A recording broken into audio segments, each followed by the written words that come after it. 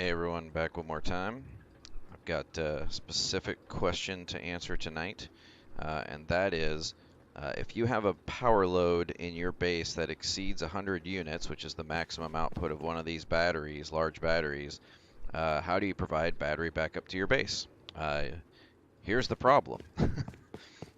You can't take two batteries, I'll use small ones as a demonstration here, and combine them through a root combiner and still be able to charge them, because if I plug these batteries into this root combiner, ta-da, you get 20 units of power out, 10 from each, just like you'd expect.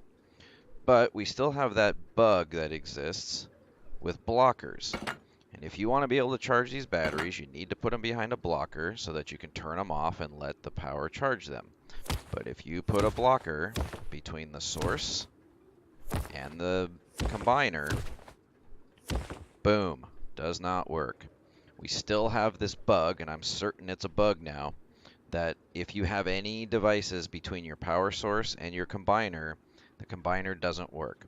You can combine combiners all you want to aggregate one big power source, but with this current bug, you can't put anything in between, which means combining batteries and being able to turn them on and off as a backup is not going to work. So, to answer the question, how do you do battery backup for a power load over 100 units? Well, you don't. You split your load. So this is an example of how you can make battery backup work in that situation. Imagine that you had a workload of 60 units on each of your circuits. So rather than having a 120 unit workload, I've divided this into two zones. One zone over here for all these doors and stuff, and let's just pretend it needs 60 power. It doesn't, but let's pretend it does. And then let's pretend this zone over here has got a bunch of other stuff on it. It also needs 60. Well, with my live power input coming from all my power sources over here, I got over 200, which is great when the sun's shining and the wind is blowing. But when it goes down and we don't have enough power to run it anymore, we're going to need battery backup. So here, this battery, which can put out 100, can run this 60 plus zone, and this battery can run this 60 plus zone. And you'll notice that on both sides I've done the same thing. A blocker on the battery to allow it to charge, and then an OR switch, which decides between the 100 units from the battery or the incoming split load from the live power, which right now is 120 split in half, so that's 60. So it's deciding between 60 and, if the battery is on, 100, which it would use. So you're all good. So you have two circuits, this circuit and this circuit, with independent battery backup.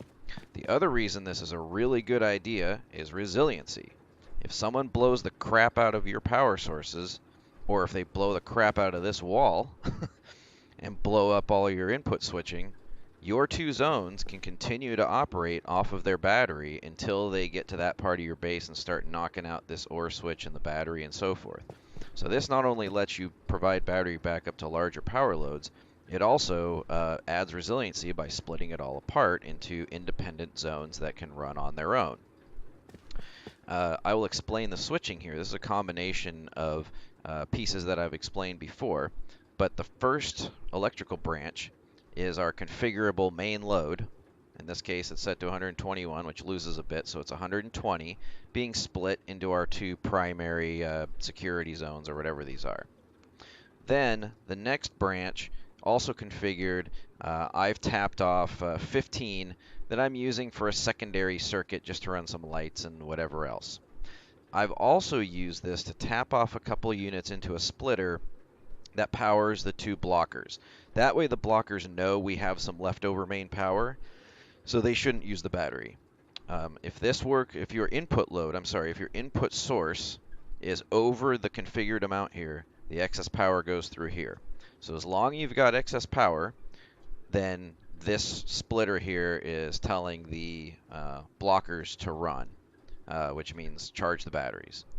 All of our excess power from our input, this 116 coming out here, that I'm splitting off to actually charge the batteries. So this whole thing, very efficient. All of our input power is being used for live power load. It's being used to charge the batteries. It's being used to run some lights as a secondary circuit. and we're tapping a few units off to charge or to run the blockers to make sure that the batteries are turned off and charging. As soon as our input load gets blown up or drops below 120, this whole section shuts down. So no battery charging, and it turns on the batteries to take over the workload of our two security zones. So anytime we're below 120 units, the battery will run. This is similar to my demonstration of the dusk to dawn power trigger for triggering based on thresholds. Same concept here. So I'll step back, let you take a bigger look at this. But the answer to that specific question is you can't really get more than 100 units of battery power for a single circuit because of the root combiner bug, but break them into other circuits, 2 circuits, 3, 4, 5, however you want to split up your base, and then you can use the battery appropriate for the workload on that circuit, and it provides resiliency in the case of someone blowing the crap out of your power source or your main switch box. So there you have it. Enjoy.